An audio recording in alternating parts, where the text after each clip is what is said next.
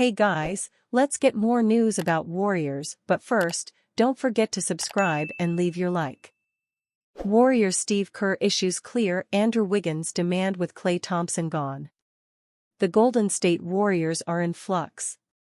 After Klay Thompson left for the Dallas Mavericks, the team has done its best to fill in the void. Their failed trade attempts for Lauri Markkanen and Paul George signaled their confidence in their young players like Brandon Podziemski, Moses Moody, and Jonathan Kuminga.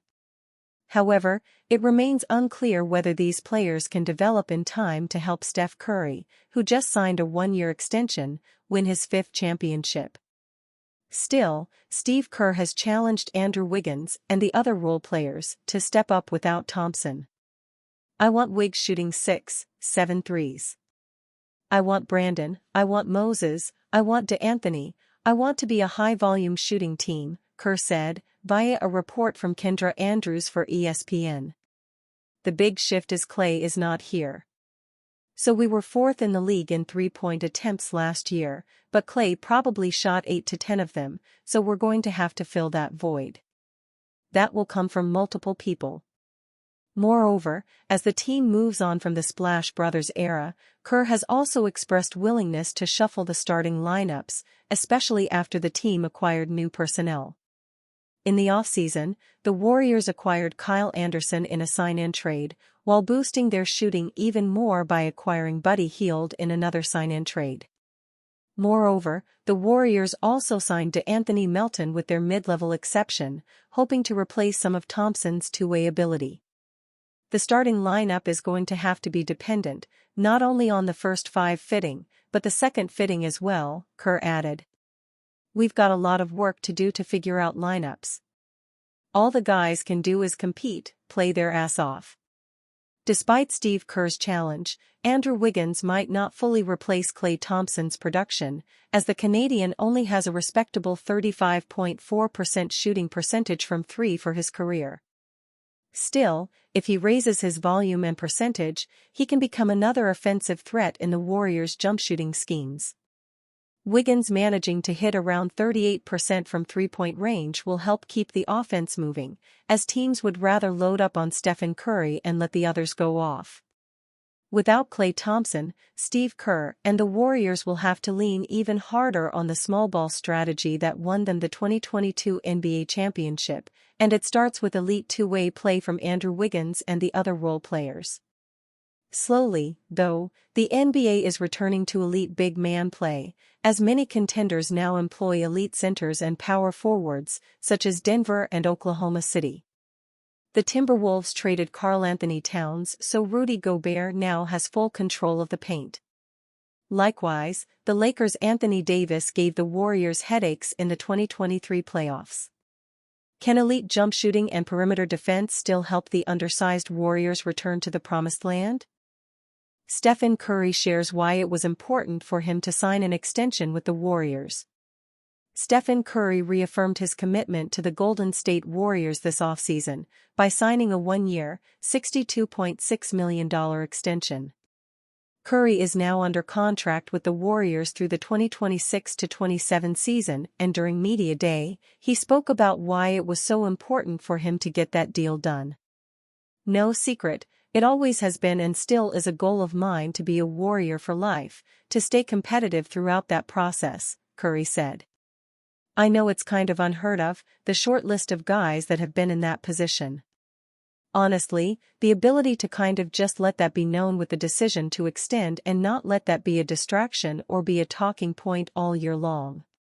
No matter what really happens throughout this season, throughout next season, the third year after that, all of my energy is spent on preparing myself to play at a very high level, Curry stated. To do my part of this team to win, and everything else will reveal itself as time goes on. That's kind of the way I wanted to approach it. I'm very confident in the fact that being here and being a relevant winning team is possible, Curry added. Until I'm proven otherwise, that's the way I'm moving forward. With the 46-36 Warriors failing to make the playoffs last season, there was some speculation that Curry might want out. The 36-year-old put an end to that talk by signing that extension and ensured that he wouldn't be a distraction for the team. Curry also agreed to this extension because remains confident that the Warriors front office can put together a team that can compete for a title. They haven't been able to do anything this offseason to show that the 10-time All-Star was right to believe in them, though. The notable names that the Warriors have brought in are Buddy Hield, Kyle Anderson, and DeAnthony Melton. All three are good players, but none of them really move the needle as such. I don't think they make the Warriors all that better than they were last season, which isn't great. To be fair to the front office, they did look into acquiring Paul George, so it isn't as if they aren't trying to get Curry more help. Trying isn't good enough at the end of the day, though, and they need to find a way to bring in another star sooner rather than later. Curry is still playing at a high level, with averages of 26.4 points, 4.5 rebounds, 5.1 assists, 0.7 steals, and 0.4 blocks per game in 2023-24, but considering his age, you'd think he'll only be able to keep this up for another couple of years. The Warriors need to maximize their chances of winning in that short period.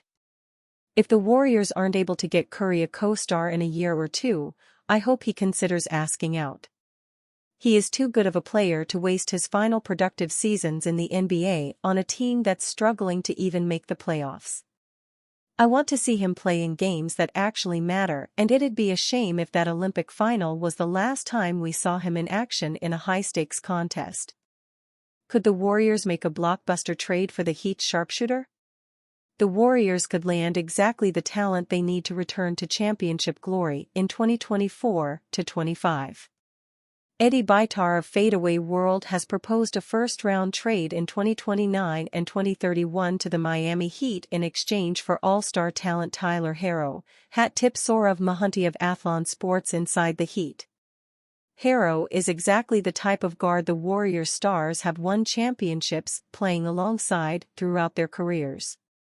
Herro may not be as talented, but he has the confidence and offensive arsenal to be the kind of secondary scorer who can take game-winning shots in big moments and get his own against the association's top perimeter defenders. Having already been to the finals in 2020, and on a returning Heat roster in 2023, the Wisconsin native has the playoff experience to be a harmonious complementary piece playing in tandem with the players.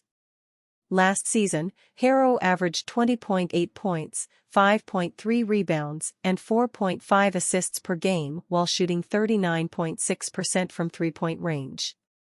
The Kentucky product would be an elite free throw shooter for the Warriors to lean on late in games, exemplified by his 87.2% shooting from the free throw line, and would be an improvement over the standpoint that he gets to his spots and shoots at the start of the shot clock and can accumulate points without needing many dribbles. The Warriors' window to win a championship is not fully open. A player like Herro, who has the upside of blossoming into a player similar to Phoenix Suns All-Star Devin Booker, would be a valuable investment for a Warriors franchise whose front office has openly stated that they are looking to establish sustained Warriors excellence with their subsequent movements. Herro has yet to scratch the surface as a volume scorer and point guard in the league. He would be a perfect third lethal star and a franchise starting player to build around at corner and transition out of the league. And you fan? What do you think of the situation of Tyler Herro? Leave your opinion in the comments.